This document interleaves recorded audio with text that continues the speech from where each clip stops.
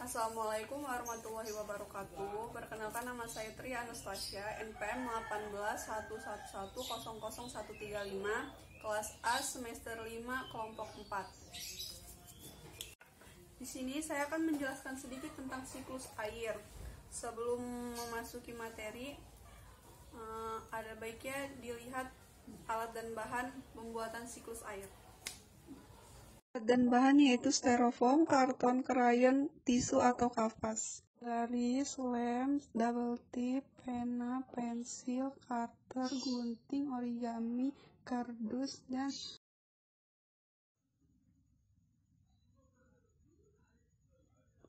tahapan-tahapan siklus air.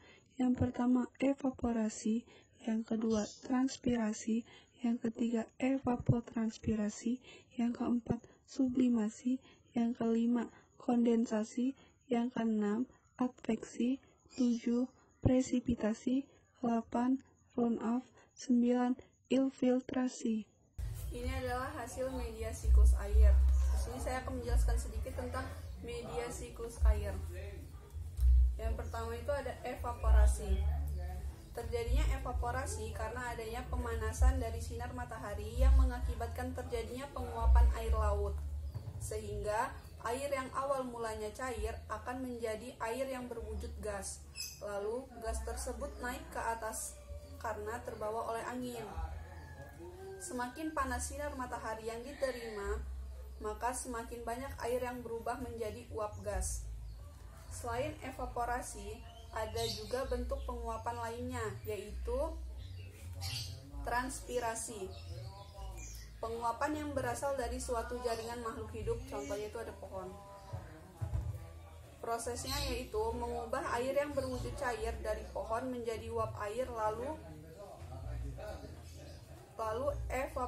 evapotranspirasi. Ini adalah gabungan dari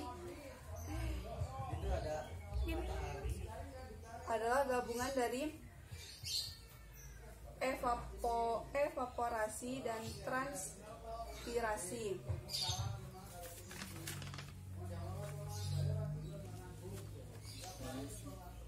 Ya, lalu selanjutnya ada sublimasi.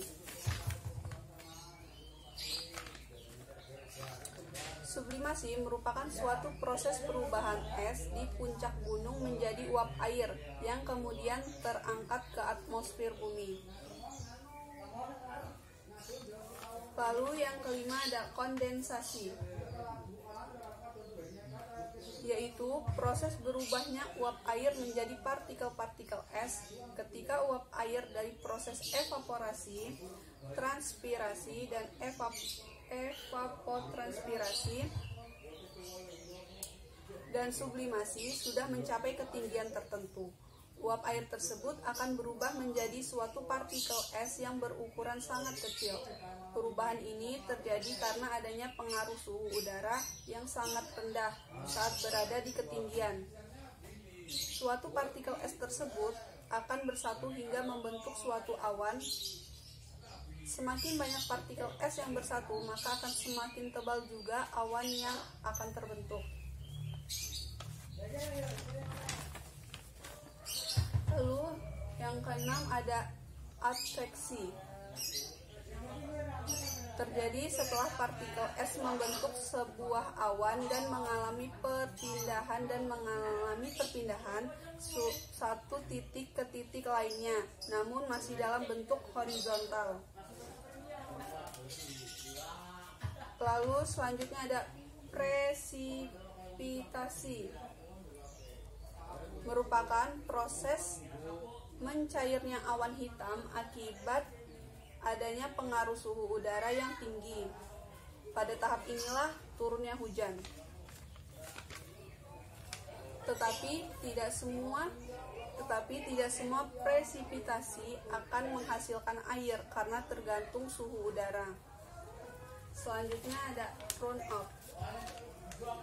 Ini akan terjadi ketika sudah di permukaan bumi. Ketika awan sudah mengalami proses presipitasi dan menjadi air yang jatuh ke bumi, maka air tersebut akan mengalami proses runoff. Jadi, runoff merupakan proses pergerakan air dari tempat yang tinggi ke tempat tempat yang rendah. Lalu yang terakhir itu ada infiltrasi.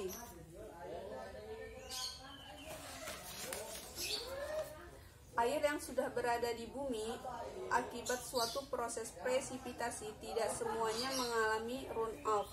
Sebagian air tersebut akan bergerak menuju ke pori-pori tanah, merembes dan terakumulasi menjadi air, dan membawa air tersebut menuju kembali ke laut dan kembali mengalami siklus hidrologi yang baru, di mana diawali dengan suatu proses evaporasi.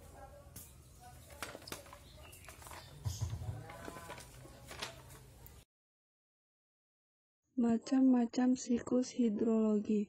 Yang pertama, siklus hidrologi pendek. Yang kedua, siklus hidrologi sedang. Yang ketiga, siklus hidrologi panjang.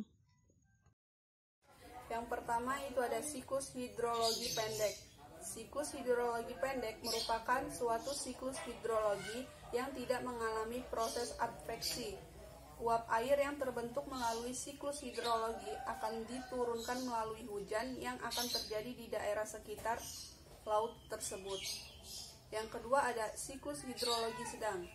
Siklus yang selanjutnya ialah suatu siklus hidrologi sedang. Merupakan siklus hidrologi yang umum terjadi di Indonesia.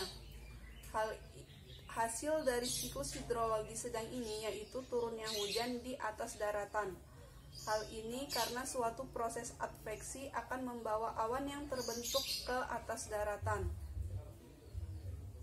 Yang ketiga ada siklus hidrologi panjang.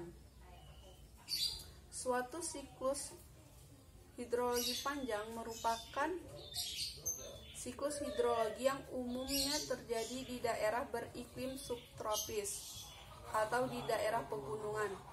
Melalui siklus hidrologi panjang ini, hujan tidak akan langsung berbentuk air, namun turun dalam bentuk salju ataupun gletser terlebih dahulu.